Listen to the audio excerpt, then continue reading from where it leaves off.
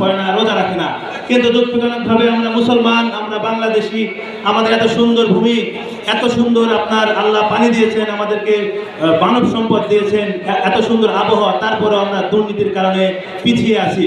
তো বাংলাদেশের সমগ্র জনগণকে দায়িত্ব গ্রহণ করতে হবে। এই বৈষম্য বিরোধী ছাত্র আন্দোলনের ফলে ফ্যাসিবাদী হাসিনার পতন ঘটেছে, আমরা নতুন একটি বাংলাদেশ পেয়েছি। এই বাংলাদেশের দুর্নীতিবাজ নেতৃত্ব আর চলবে না। যারা তৃণমূলে আছেন, যারা জনসাধারণ আছেন, তাদেরকে অনুরোধ করব, ভবিষ্যতে আগামীতে আপনাদের ইউনিয়ন পর্যায়ে নির্বাচন আছে, পৌরসভা, এমপি নির্বাচন আছে, আপনারা সৎ যোগ্য প্রার্থীদের ভোট দেন। রাজনৈতিক দলগুলো অনেক সময় দেখা যায় যে আপনার পচা আম যদি ভালো আমের মধ্যে থাকে, ভালো আম আসলে পচে যায়। তো ওই আওয়ামী লীগের সংস্পর্শ থেকে অনেক দলের মধ্যে দুর্নীতির বিস্তার ঘটেছে। তা আপনারা যদি সোচ্চার থাকেন, তাহলে ইনশাল্লাহ আমাদের যারা নেতৃত্ব আছে, বিএনপি হোক, জামাত হোক, হেফাজত হোক, যেই দলই হোক, তারাও সঠিক পথে থাকবেন। আপনারা সঠিক প্রার্থীকে ভোট দেবেন এবং আগামীতে একটি দুর্নীতিমুক্ত, সুখী, সমৃদ্ধ বাংলাদেশ গড়ে তুলবেন।